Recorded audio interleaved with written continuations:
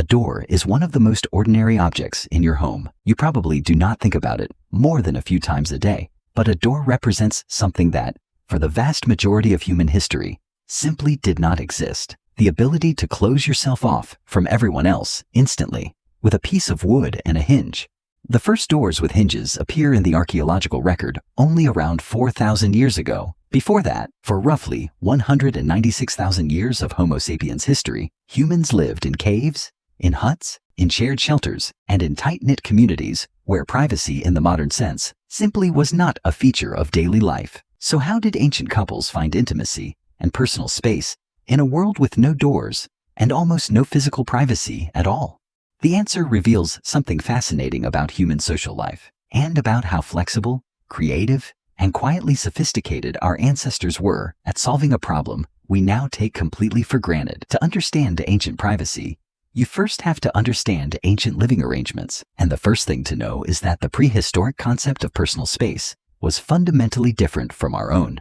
Prehistoric humans lived in bands of roughly 20 to 50 people. These were not individual households as we understand them today. They were closely interconnected communities where most daily activities, eating, working, resting, and sleeping, happened in shared or semi-shared spaces. Caves, when used as shelter, were often occupied by multiple family groups simultaneously. Open-air camps consisted of clusters of simple shelters, positioned close together for warmth, protection, and social cohesion. In this environment, privacy, as we define it today, a closed door, a locked room, complete physical separation, was not really achievable, and more importantly, it was not really expected. Anthropologists studying surviving traditional societies with similar communal living arrangements consistently find that the concept of privacy in these cultures is not about physical isolation.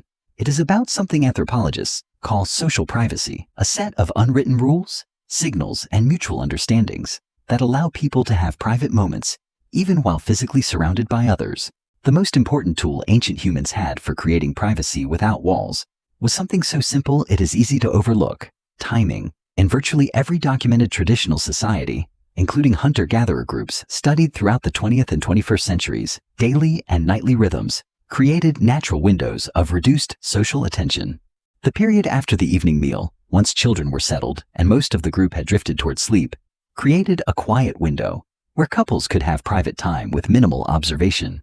Anthropological studies of communal sleeping arrangements in various traditional cultures describe an unspoken social agreement. Once people appeared to be settling for the night, others in the shared space would direct their attention elsewhere, offering a form of privacy through simply not looking, not listening, and not commenting. This concept, sometimes called civil inattention by sociologists, is a powerful and universal human social tool. It describes the way people in close physical proximity learn to politely ignore certain behaviors of those around them, creating a kind of social privacy even without any physical barrier at all. It happens today on crowded trains, in shared dormitories, and in many communal living situations around the world. It almost certainly operated in prehistoric communities as well, and it required no architecture whatsoever.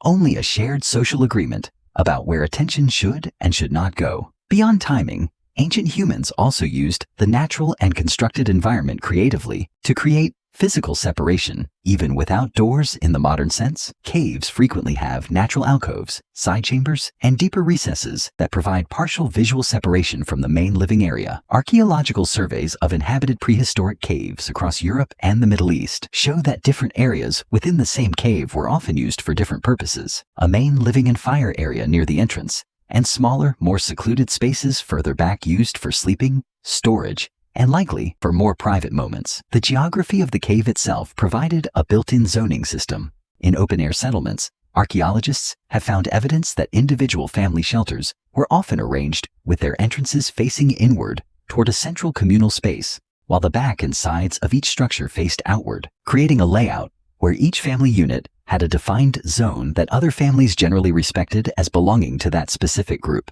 This spatial arrangement, documented across multiple prehistoric and early historic cultures, functioned similarly to how modern apartment walls function, not perfectly soundproof or sealed, but understood by everyone as marking a boundary that should be respected. Animal hides, woven mats, and simple textile partitions were also used inside shelters and dwellings to create visual barriers between different areas of a single living space. While these materials rarely survive in the archaeological record because they are organic, post holes, weighted edges, and textile fragments at a small number of exceptionally preserved sites, confirms that internal partitioning of living spaces using soft materials was a known and used technique going back tens of thousands of years. Social rules and signals played an equally important role, and this is where the story becomes genuinely sophisticated. Anthropologists studying numerous traditional and indigenous societies have documented specific cultural signals used to indicate that a couple wished for privacy. In some indigenous Australian communities, a particular arrangement of personal items outside a shelter served as a recognized signal that the occupants preferred not to be disturbed. In several traditional societies in the Americas and the Pacific Islands, a specific placement of a shared blanket, a particular positioning of sleeping mats, or a deliberately placed object at the entrance to a living space communicated the same message without a single word being spoken. These signals worked because they existed within a shared cultural framework that every member of the community understood and respected from childhood. A modern closed door communicates, "Please do not enter," through a universally understood physical action. An ancient signal, a specific object placement, a particular arrangement of natural materials, communicated exactly the same message through a universally understood cultural action. The mechanism was different.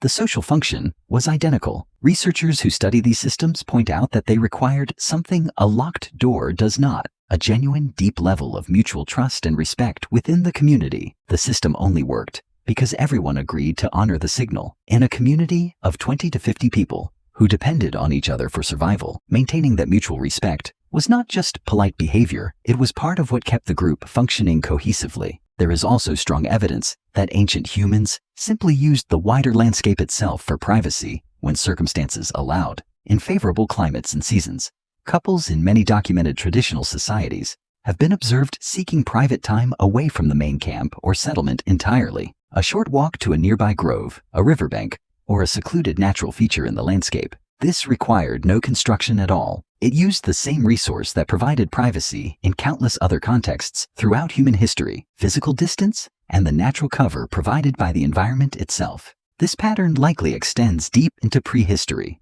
Early human groups were intimately familiar with every feature of their local landscape, and using a known, trusted, naturally secluded spot for private time would have been an obvious and practical solution available to virtually any community, in virtually any environment, throughout most of human history. So what does this all tell us? Privacy, it turns out, is not really about doors.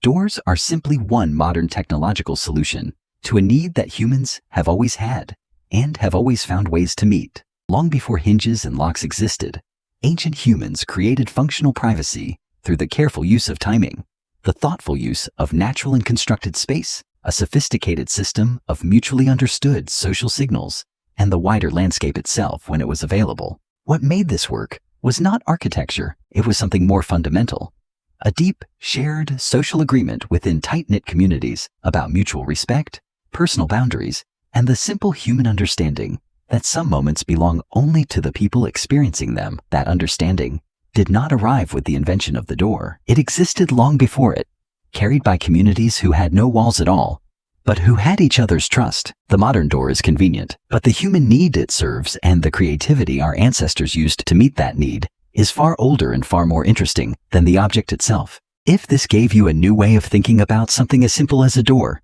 subscribe and leave a comment below.